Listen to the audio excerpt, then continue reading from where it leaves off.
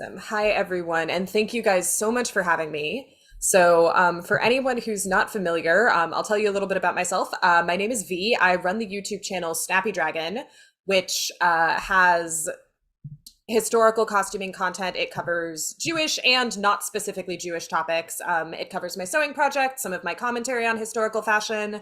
I'm a self-taught dressmaker and fashion historian, so I don't have a bunch of letters after my name. Everything I know is my own research. I love Ren Fairs, and they were my gateway to actually getting into historical costuming.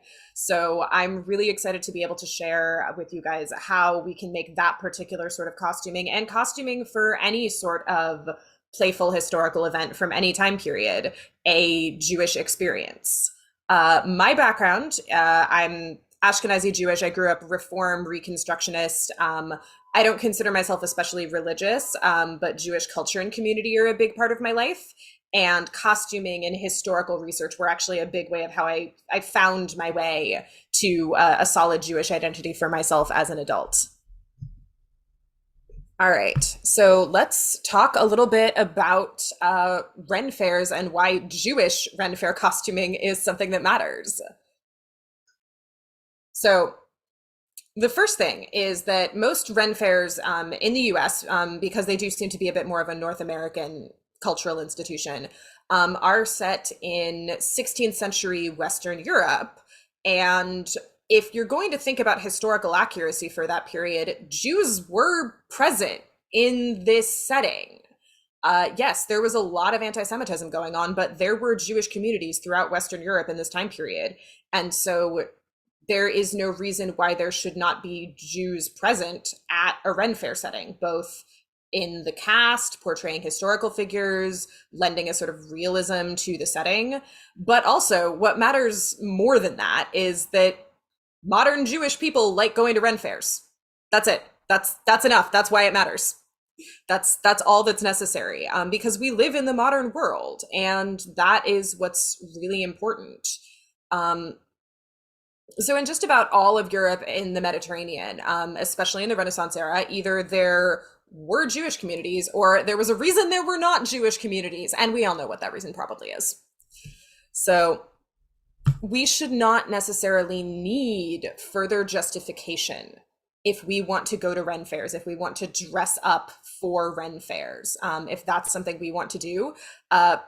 People not of marginalized backgrounds, white Goyish folks, don't necessarily have to justify this to themselves. They can just go and dress up and they don't have to ask themselves these questions about, do I belong? How do I fit myself into this historical narrative? They just go, and we should be able to have that same experience. So there's a video I've already done on my channel about a little bit less than a year ago. That's sort of my love letter to Ren fairs and the nature of the costuming that people who visit Ren fairs do. And it's very creative and expressive and celebratory.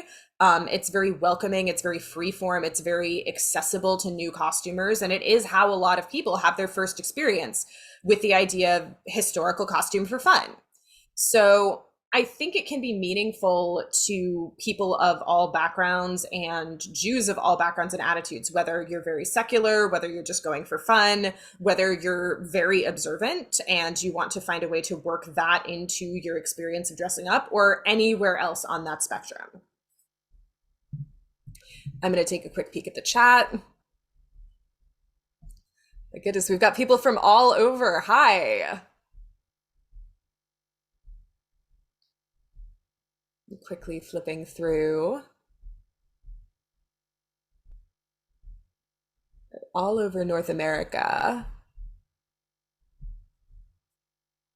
It's wonderful. Thank you all for joining me this afternoon. I'm really excited to have so many folks in the audience.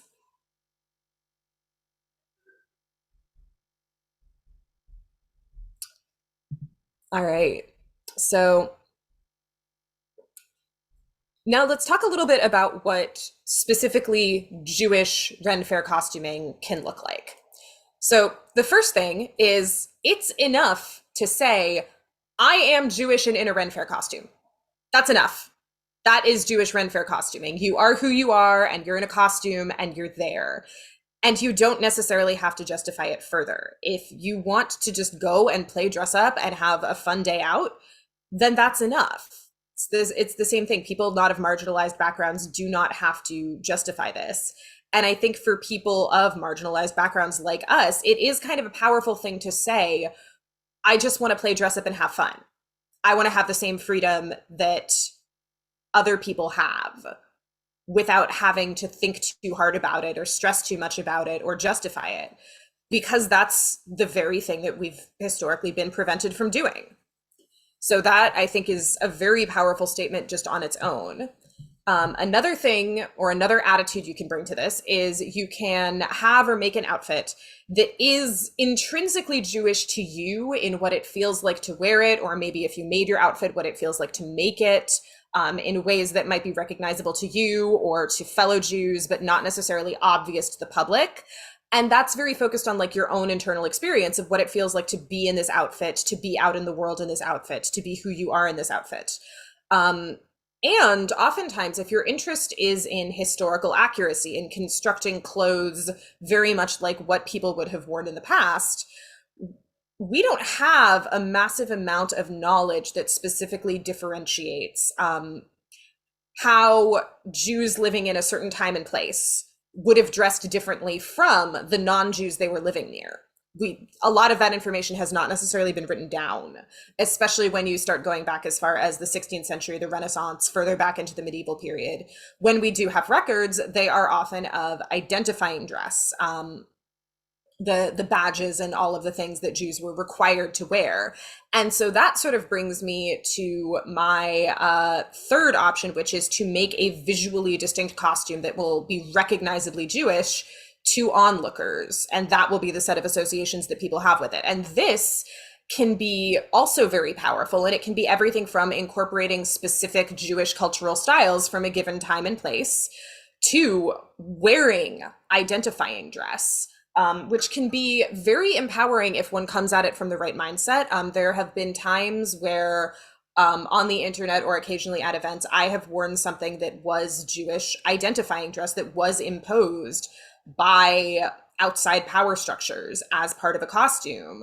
And it can be powerful because you're sort of saying, you're not allowing history to like paper over what happened in the past. You're not allowing basically the sort of casual anti-Semitism that exists in our world to forget that Jews exist and forget that Jews have been subjected to this sort of treatment. So you're sort of holding the world to account and holding the historical narrative to account by your presence.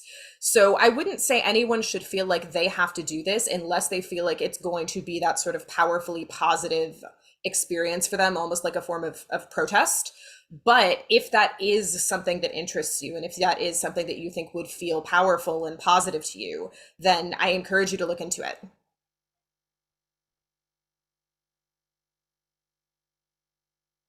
I'm just going to keep drinking tea because as I talk, it is important to stay hydrated. And so a thing I always do when I do premieres or live streams is I ask everyone in the audience what they're having to drink right now. So hopefully the folks with My Jewish Learning are okay with me asking that, and you can drop it in the chat.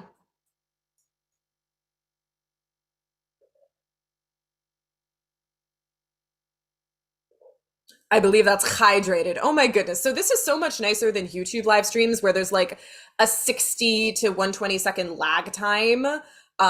Every time like I ask something and that's how long it takes other people to hear it and then for the messages to come back in, but I'm seeing your responses right away.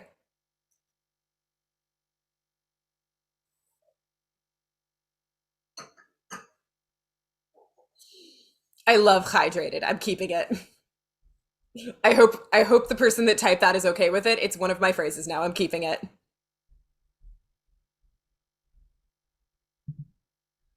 All right. So another thing that I'm a little bit curious to hear from people because that'll help me figure out what I want to spend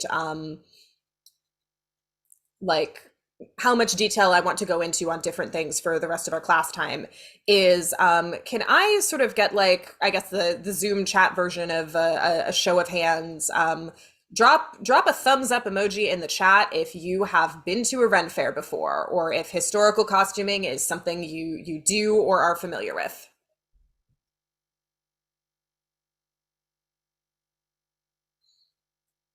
Oh, these are coming in fast. Okay,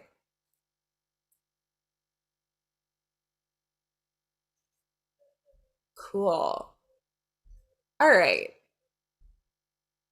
Yes, SCA counts. SCA absolutely does count.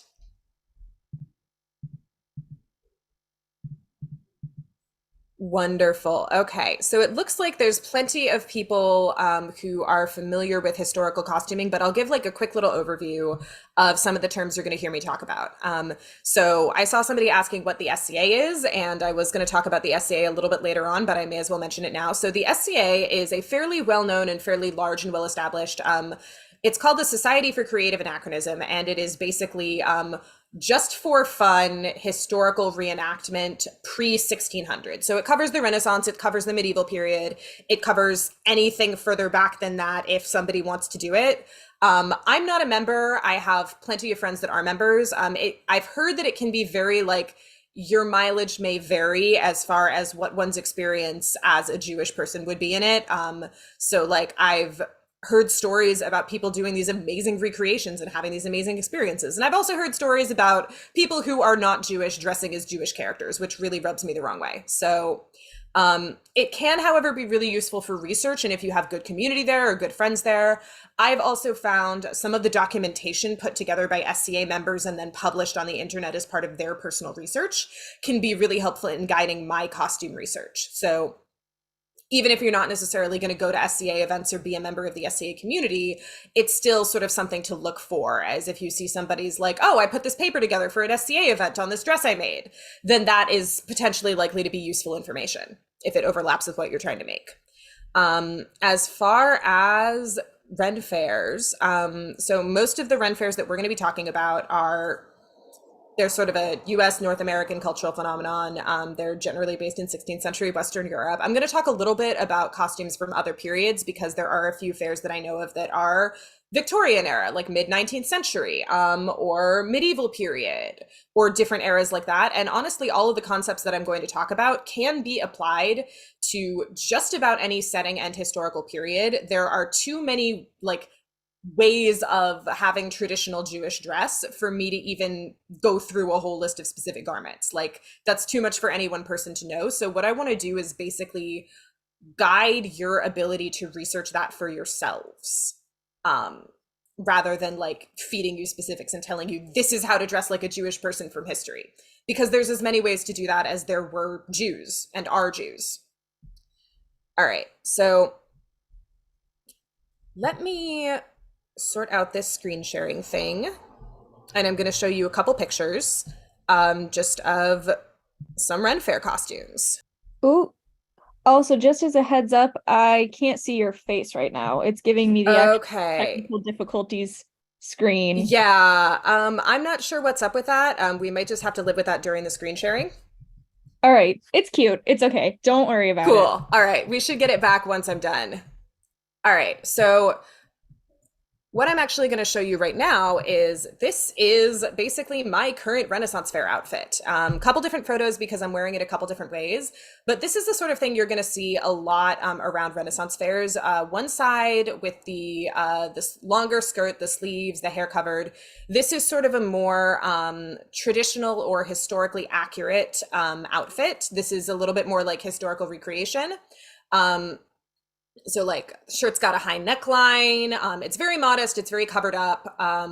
And then on the other side, I'm still wearing the same dress, but this is a lot more like the vibe you'll see at a lot of Ren fairs that are more concerned with being playful and being fun and being accessible and being a good environment for their participants to just explore than necessarily with perfect historical recreation. So I've got this skirt tucked up. I've got an underskirt underneath. My collar's open a little bit more. I'm not wearing sleeves with the dress, and my hair's not covered. So that's some of the differences you'll see, but these garments are very ubiquitous to much of Europe during the 16th century. And this is sort of a lot of the thing you'll see. Let's see. So I was also able to, thanks to one of my viewers, I was able to get some photos that represent more of a menswear look. Because I generally wear women's wear, and I describe these clothes as menswear and women's wear for a reason, because these clothes are in the modern world certainly not restricted to only being worn by men or women. That's not how this works. You wear what you like. But historically, these had gendered associations attached to them. So I want to be able to reference the social roles they attach to without like prescribing them as like these are only clothes for women or only clothes for men. So this sort of outfit is in many ways actually similar in the pattern and construction. You've got a shirt with some ruffles. It's got very full sleeves. It's made of light colored fabric because historically that's what would be easy to clean. And that's what would be closest to your body. So that's getting the dirt and sweat and everything. You've got what's called a doublet, which has a similar pattern to the top, the bodice of the russet orange dress you saw me wearing.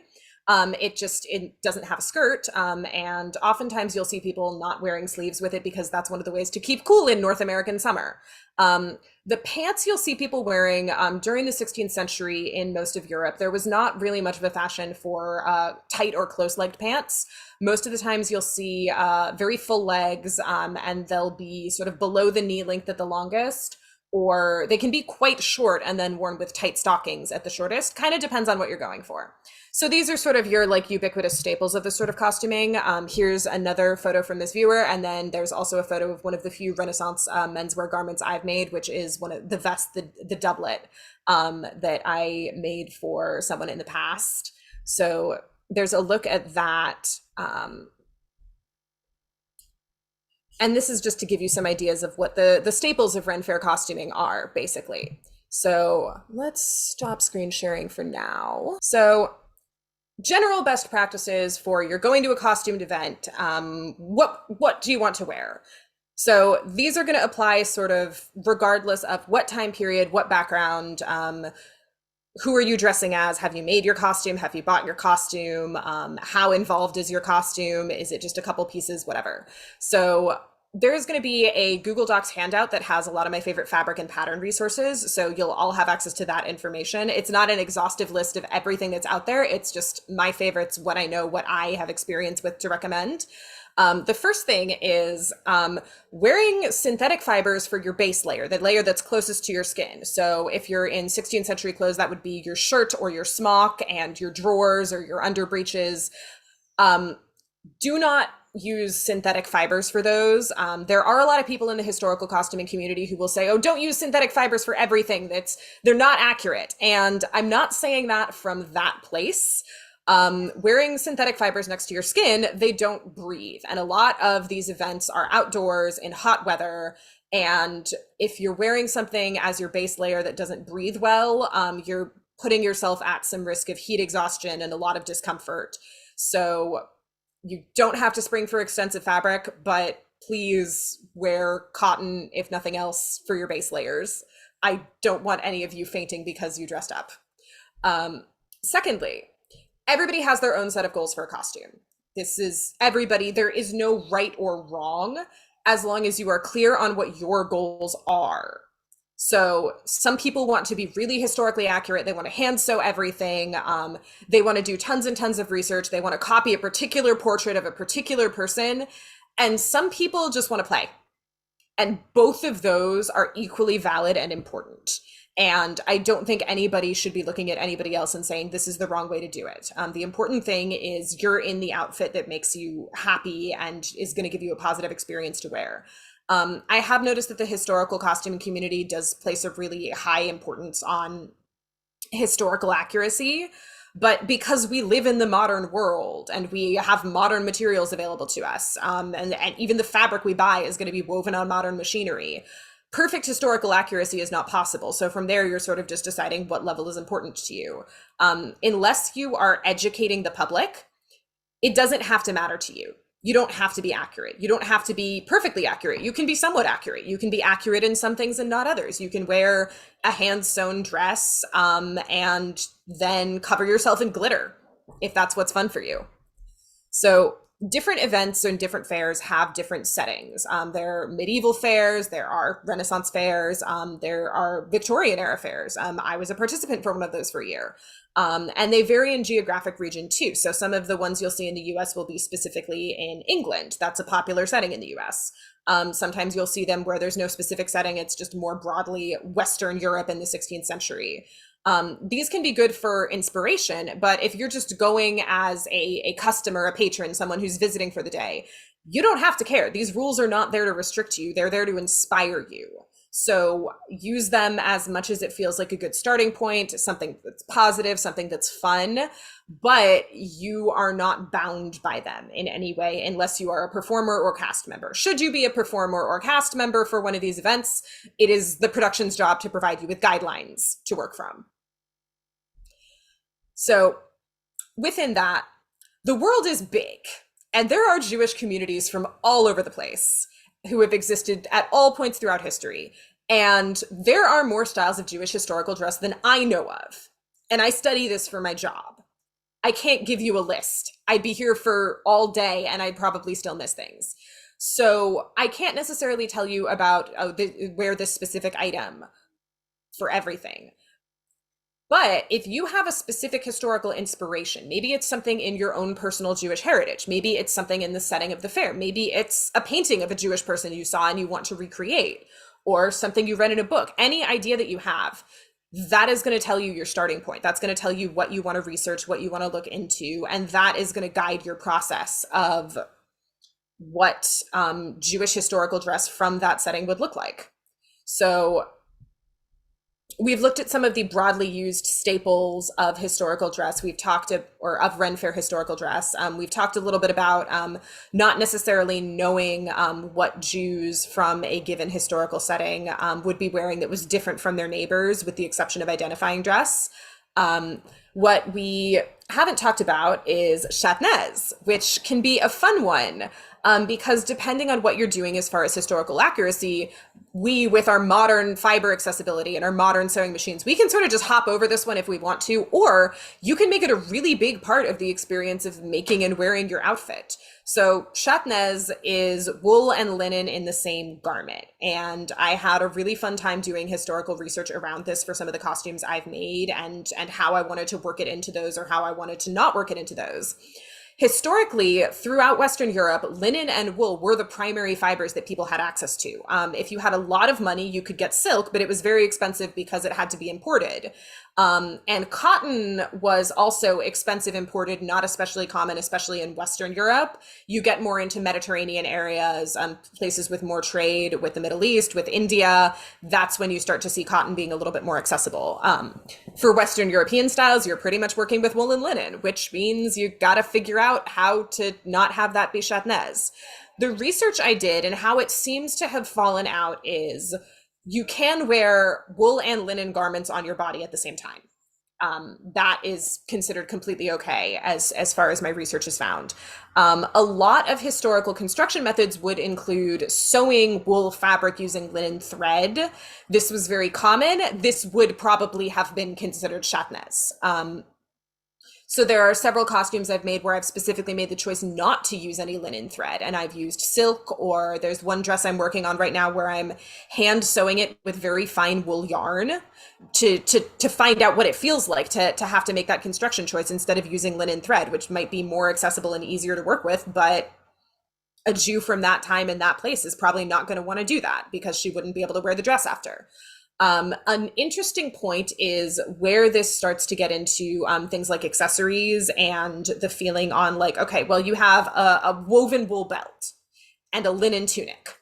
And can you tie the woven wool belt over your linen tunic if it's going to hold your tunic on? And that was something that was apparently hotly debated by rabbis throughout history in the medieval and Renaissance periods. So that's something that like you can go either way on. And I have outfits where I will use a wool headband to hold a linen veil on my head. And I also have linen headbands that I'll sometimes use. It depends on what I'm going for. incorporating more Jewish pieces into your general costume. So you've got an idea, you want to dress up, you're thinking about buying some costume pieces or making a dress, bringing the Jewishness into it in ways that aren't necessarily about shatnez. So once you've got your starting point for your research, you can start thinking about the possibility of looking for specific Jewish garments or fashions from a certain time and place. Something that really informs my research process and what makes wearing a costume feel very powerful for me is the idea of, as a Ren Faire participant or a fair participant, we would call it character. Who are you dressing up as? Who is the person that's wearing these clothes? Who are they for? Who would have worn these in the time and place of the event, or the time and place that you're envisioning or researching or feeling connected to? And this can be everything from someone totally hypothetical, someone who never really existed, somebody maybe you don't even have a super clear picture of, it's just a Jewish person from this time and place. It can be as specific as your ancestor. Like, there's a documentary series that I did recently where I went through the process of researching and designing and recreating clothes that could have been worn by one of my direct ancestors, a Jewish woman who immigrated to New York in 1880. And that can also be a very powerful experience. So it can be as specific or not specific as you want it to be, but once you start to think about the person who would wear these clothes, it helps you make a lot of the decisions, because then you think about, where is this person living? When is this person living? What is this person's socioeconomic status? Do they have money for fancy clothes? Do they not have money for fancy clothes? What is their age? What is their gender?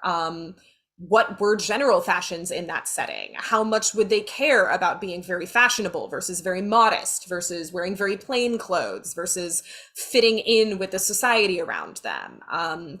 And the specific garments that were being worn at that time, both by non-Jews and by Jews. So, for example, a crypto Jew in 15th century Iberia is going to dress really differently than a rabbi in 1590s Prague, also going to dress really differently than a Jewish businesswoman in 13th century England, or a Jew in Yemen, or a Jew in India. All of these are going to look very different. And once you start to think about, who are these clothes for, it's going to give you a lot of ideas. And it's going to really help direct, well, what do you want to learn? And how is this going to feel Jewish? A lot of Renaissance fairs also happen on weekends. So if you're attending on a Saturday, perhaps this is your character or your historical best outfit for Shabbat, and you're going out and you're visiting your friends on Shabbat, and that's what your person is doing there. Or perhaps, depending on how you observe Shabbat, both you and perhaps the person you're thinking of dressing as, maybe you're specifically not going to go on a Saturday. Maybe you're going to go on a Friday or a Sunday, and you wouldn't be there on a Saturday because you're observing Shabbat. So these decisions might not necessarily be visible to onlookers. Like, somebody's not going to necessarily look at you and think, oh, this is very Jewish, but it can make you feel that connection for yourself. It can make it a Jewish experience for you, which I think is what matters a lot more than what any onlookers think of what they're seeing. So I'm going to take a quick peek through the chat again.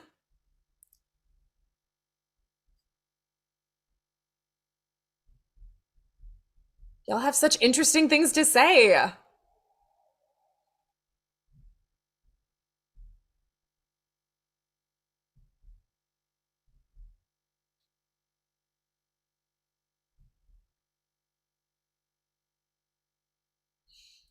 So I want to thank the person that's pointing out, don't feel the need to be defensive about your choices. I like it. It's what I could afford. This was a test. Yes, that is exactly my mentality.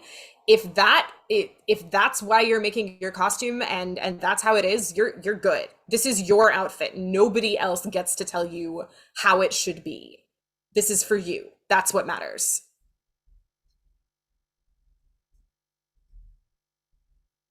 I'm going to have so much fun flipping through all of these messages later, because I want to read what everybody has to say in detail.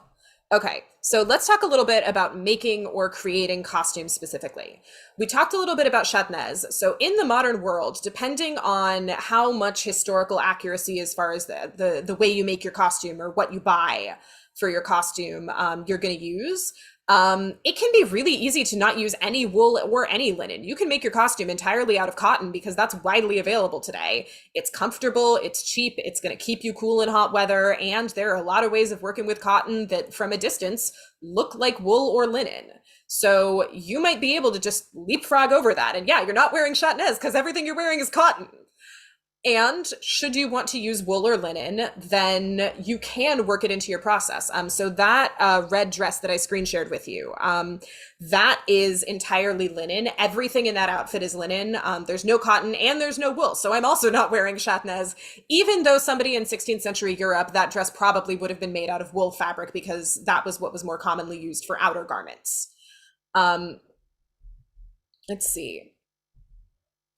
If you're looking at periods outside of Europe or in areas where cotton or silk would have been a little bit more accessible, then those can also help you if you're going to do a more historically focused outfit.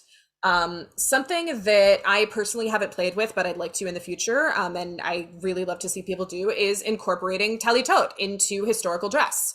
So this could be all sorts of forms. You might wear a tali just with your costume.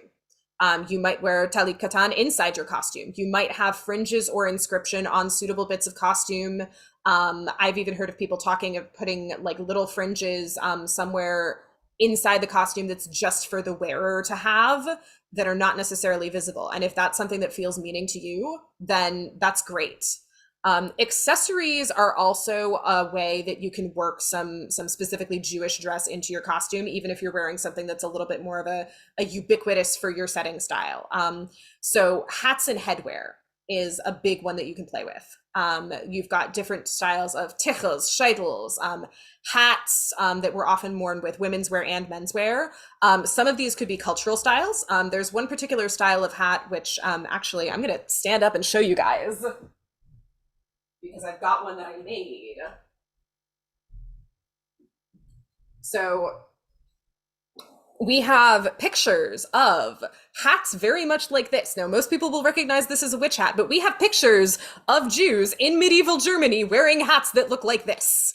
And this was eventually mandated as identifying dress in several German states. However, this was something that the Jewish community was already wearing and was depicting themselves in their own art wearing. It wasn't just something that was imposed by outside forces. So you've got a lot of hats and headwear styles to play from, both as cultural styles that Jews chose to wear as a part of their identity, and also should you decide that you want to include identifying dress in your costume, that's a place to go for it. And you can have a much more ubiquitous or plain or there's a word I'm thinking of. You can have a dress that isn't necessarily Jewish or an outfit that isn't necessarily Jewish, and it can become very Jewish depending on what's on your head. Since you get to set your own goals as far as what elements are going to be modern, what elements are going to be historical, what elements and what those relationships are going to be, you can include elements of modern Jewish dress as well. So you can wear a yarmulke to a Ren Faire with a historical outfit. There's literally nothing stopping you if that's something that you want to do. And if that feels great for you, you should do it. Go for it.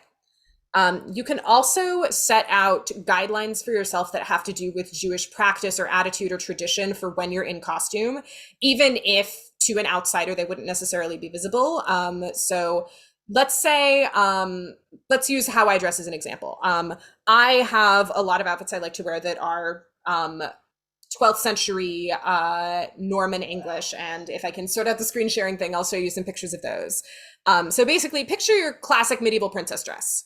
At the time, the fashionable hairstyle for 12th century Norman culture in England was two long braids. And these were not covered up with a head wrap, which was kind of daring, given the norms of the time period. And even in Christian normative society, this was pretty daring to have your hair out, especially if you were married. But this was what the fashion was for women or people being perceived as women, whether they were married or not. So because I'm not married, when I wear this dress, I will put my hair in those two braids and I'll have my hair out and visible.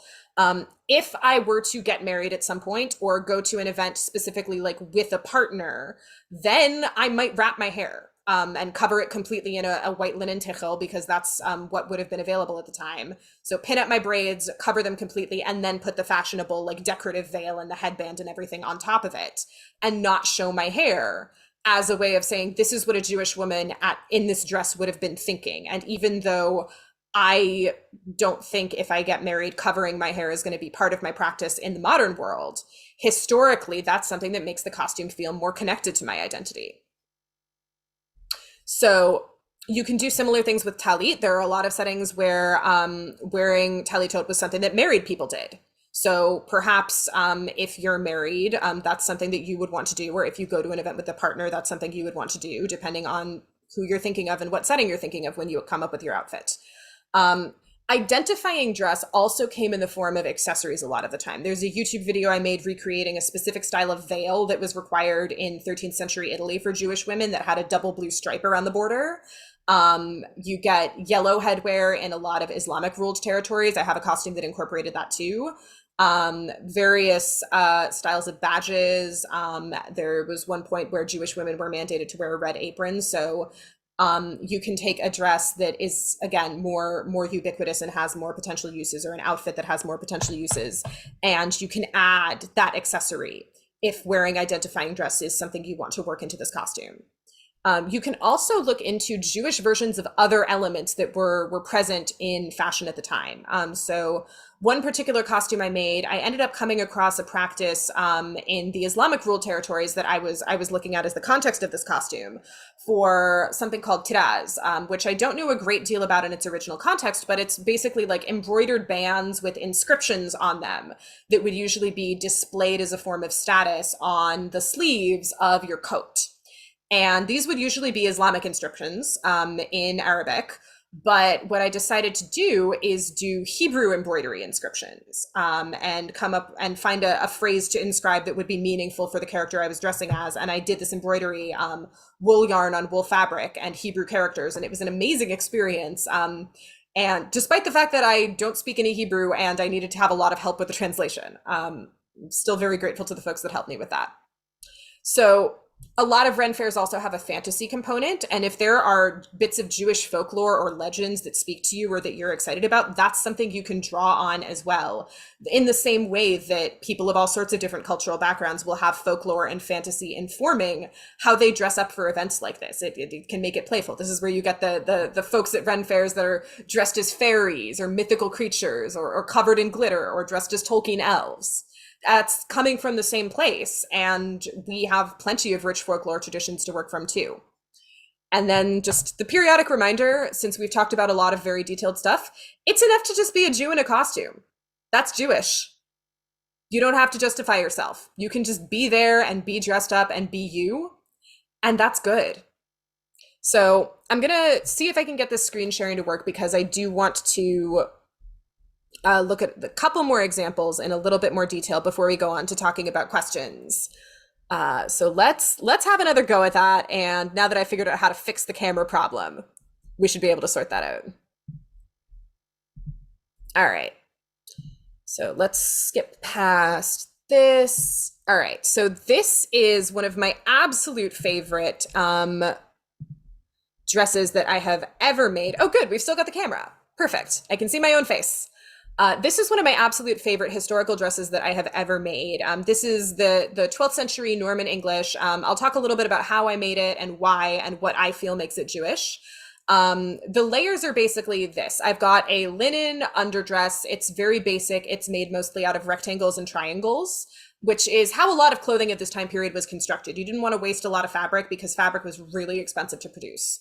The red wool kirtle or dress that you see sort of peeking out of the neckline, that dress is technically shatnez. It's sewn with linen thread. It was made for a Viking age recreation project, and I'm considering whether I want to keep it in my wardrobe now that I'm starting to work more Jewish identity into all of my costumes, but that's what that is. It's red wool, and that would have been like your basic layer. Over top of it, the pink dress is what's called a blio, which was a Norman style, and the The Jewish community in England during this time period was composed of immigrants from Norman France that were invited by William the Conqueror to settle in England and their descendants. So this would have been very much a familiar fashion to this community.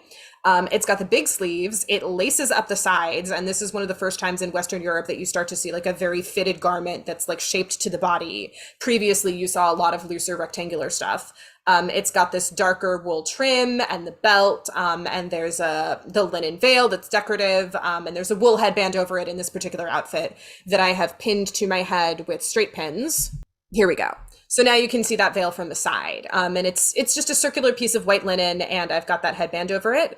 So a lot of this outfit, what's meaningful for me is the pink dress itself doesn't have shatnez. It's machine sewn, but it's machine sewn with cotton thread, so there's no linen in it. Is sort of the recognition that this was just as much a Jewish thing to wear, a thing that was worn by Jewish people, as it was a more broadly Western European fashion. And the fact that this classic princess dress that is such a cultural, like memorable thing and that inspired the costumes for Lord of the Rings, and that this is a Jewish thing to wear as much as it is anything else, was very powerful for me. And the experience of being able to like go out into the world in this dress and feel like a medieval princess and not have to be any less Jewish to do it, not have to like forget or close off that part of my identity, is very powerful for me, even though an onlooker is not necessarily going to look at this and be like, oh, this is a Jewish dress. So I'll scroll backwards, and we can take a look at my current sort of Ren Faire outfit. So this is a little bit more of a, quote, ubiquitous, like broadly Western European outfit. I've got, again, the white linen base layer, but this time it's either a shirt or a smock. Very similar menswear to women's wear, just the length often differed. Women's wear, you'd see knee length or floor length. Men's wear, usually a bit shorter, but not always. There's a pattern in the handout that I definitely recommend for making something similar to this, and you can add the ruffles at the collar and cuffs that make it look very Renaissance or very Elizabethan. This is, again, all made out of rectangles. So if you want a first thing to like try your hand at making your own pattern for something, you can put together a pattern that's just rectangles and squares and make this to your measurements, custom fit, without having to know a whole lot about how to fit things to bodies, because it's not closely fitted. There's a little button at the neckline. The higher closed neckline is a bit more historically accurate. And then the more open neckline, or like the round off the shoulders thing, is a lot more of like a Ren Faire style. It's not accurate, but it's something that people enjoy doing. So if that's what you want to do, that's great. It's got sleeves that are detached. These are pinned on, and these match the fabric of the dress, but you can swap them out for different fabrics. That's something that people would do. Get a little bit of a pretty fabric, or you have leftovers, make a pair of sleeves out of it, make your basic dress look fun or fancier, and you can just change them out. I have the blue petticoat on under this just to give it a little bit of extra fluff, but it wasn't particularly historically common to like tuck up your skirt and show off your petticoat. That's more of a modern thing. The top of this dress is all, it would be referred to as like straight body, because the shape is very conical. It's all straight lines, and that can also make this a very easy way to get into drafting. A lot of the menswear was drafted the same way. It's basically like you take your torso measurements and your shoulders and your chest and your waist, and you make a cone, and that's the top of your garment. And that's for if you're making a vest or doublet for menswear, or a jacket for women's wear, or a kirtle, a dress like this. So in this, I've got my hair wrapped in a linen headscarf, or a tickle, and I've got a straw hat on just to cover me up. But it's super modest. If you're somebody who likes to be more covered up, whether that's for sunburn or modesty or any other reason, this is a great way to do it. And this shirt's high neckline has saved me from some sunburn, because I may not be a natural redhead, but don't tell that to my skin. However, so I do want to say that I recognize that this is a red dress, and I am wearing a red dress out in public when I wear this. And there are some versions of modesty that may not track with that. In my defense, I had intended for this fabric to be more of a russet orange color, and it does photograph a bit more red than it is in person. But also, that's not something that personally bothers me. This would have been a very common color for somebody's best dress if that wasn't a consideration for them, because it's an accessible dye, the dye that you would use to make this kind of red at that time. But it wasn't so expensive necessarily that it wouldn't be accessible. Blue was also an extremely common color, and you see all shades of it. So if you want to do something that like feels, I guess, very Jewish and wear all blue and white, go for it. You will be both historically accurate and you will feel very Jewish, and hopefully it'll make you very happy. So this same dress I can convert between more of like a Ren Faire fantasy style and a more historically accurate or modest or covered up style. And there's a lot of versatility to it. And because everything I'm wearing is linen, there's no shatnez. So that's basically it for what I have to say about my outfits.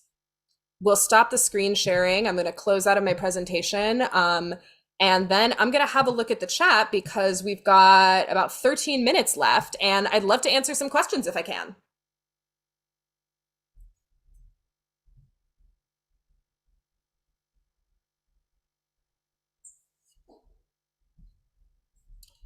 All right, so let me just flip through. Let's see.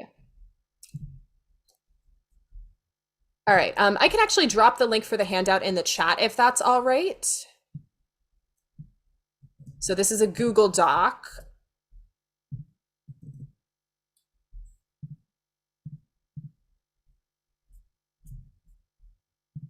We'll drop this for everybody. There we go. Awesome.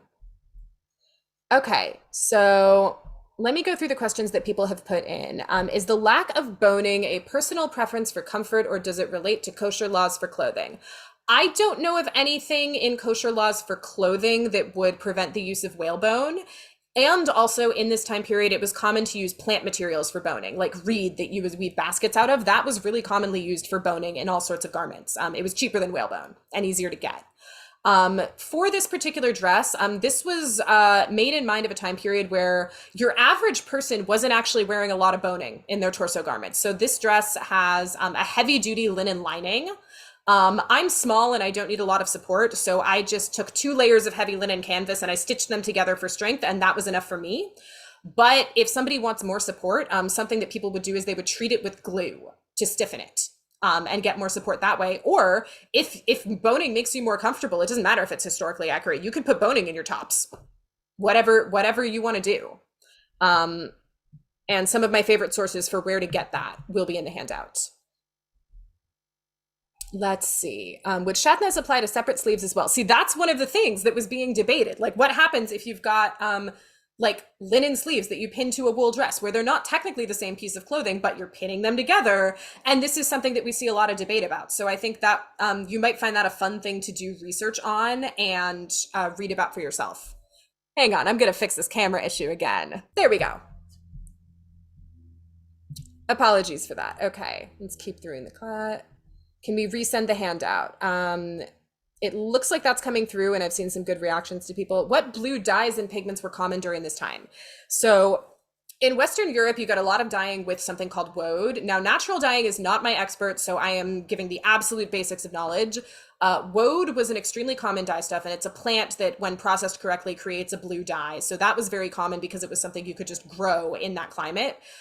If somebody had budget and somebody was getting imported materials, then you might see dyeing with indigo, but this was prior to indigo dye stuffs being really common in Europe. That was something that would have to be imported from somewhere else during a time period where shipping something in from another part of the world was pretty expensive and hard to do. So that's something that you would be thinking about if you're going to wear something dyed with indigo. There are some people these days that get super into natural dyeing and have great resources out there on what dyes were historically available. A lot of bright colors were out there, so you could wear something really colorful, and people did wear the most colorful things they could get their hands on because dye was expensive. And the brighter color your outfit was, the more you were showing off your status and your resources. So people would go all out with the clashing bright colors, and that was stylish at the time.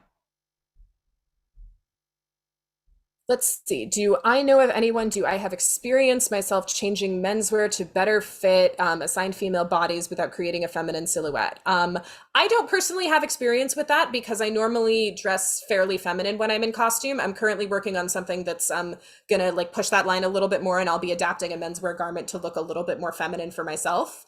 But I know there are probably some people in the chat that are gonna have suggestions for you.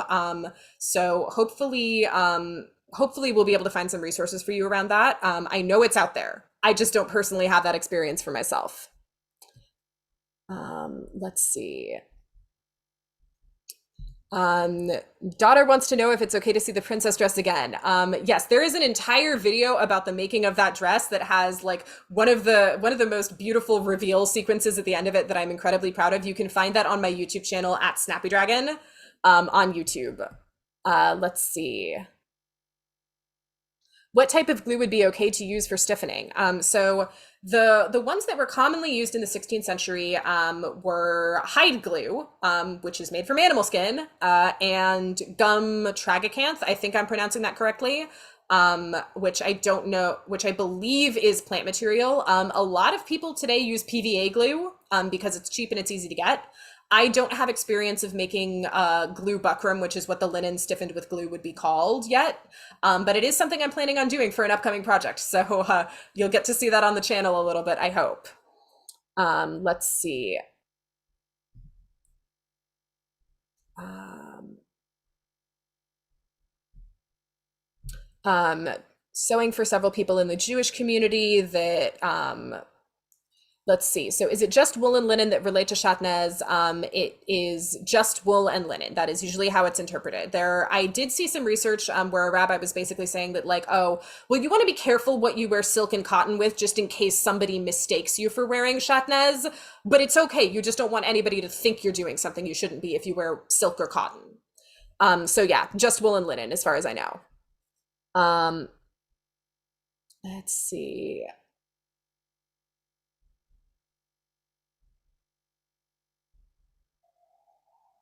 Um, why is a person wearing Jewish garments identifiers but not Jewish in their regular life offensive to me? And I think somebody's replied really well. The line between representation and caricature, and also like it sits badly with me for anyone to sort of like dress up for fun as something that people have been oppressed and suffered and been subjected to horrible things for.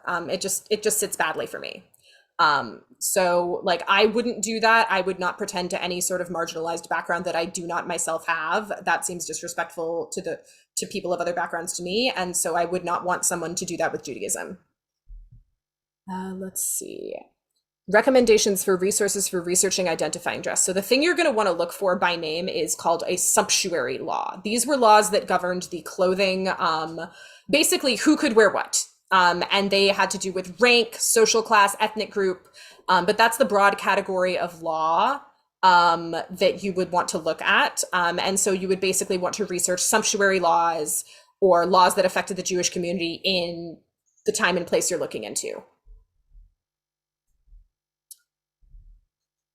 Where can I source the beginner hand sewing of squares and triangles? There are a lot of blog posts out there making these sorts of items. I am hoping to do some videos on it soon, but if you look for something like rectangular smock or rectangular kirtle, KIRTLE, or rectangular tunic, that'll help you get a good starting point. And these are normally patterns that like you draw out for yourself based on your own measurements. So they're a really great way to try your hand at pattern drafting. Let's see what else.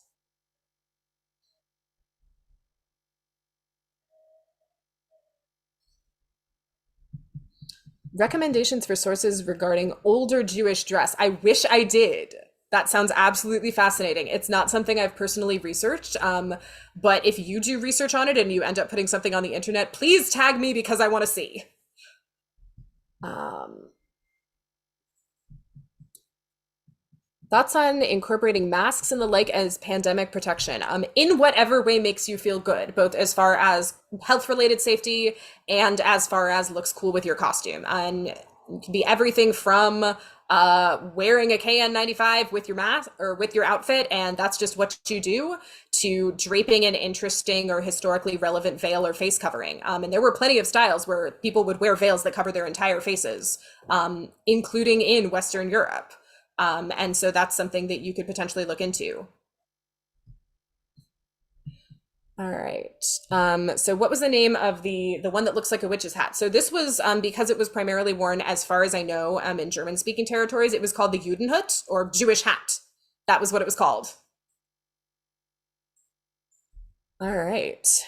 Thank you all so much for joining. I think we're coming up pretty close to time, but we've got about 3 minutes left. So if anybody's got any last questions or comments, I would love to see.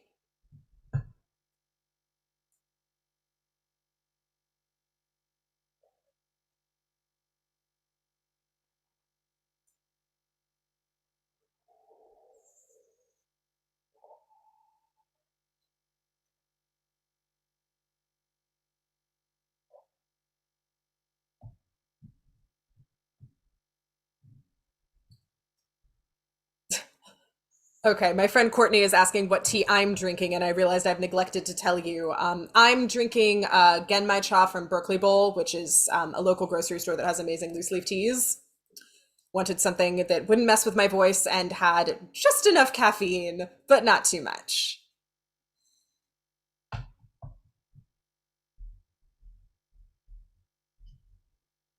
All right, wonderful. Thank you everyone for joining. So you can find me around the internet. At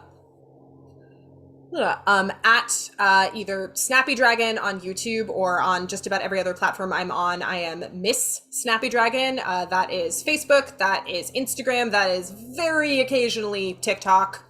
I do have a video that's going to be coming out later this week that ties into this a little bit, talking about like the idea of historical fantasy costuming. And the recording of this class is going to be published. So if you have friends that weren't able to make it to the class, please do tell them about it because they will be able to check in and watch this. So thank you all so much for joining. This has been really, really wonderful. And hopefully I will see you in the comments section on my channel and elsewhere around the web. Thank you so much. Thank you so much, everyone. I hope you have a wonderful evening, and I look forward to sharing all of the information that has been posted here in this class today. You can follow V on YouTube, and you can even actually find some of her videos on the My Jewish Learning website because they're just that good. Well, thank you. Have a wonderful night, everyone. Look forward to seeing you again soon. Bye. Bye.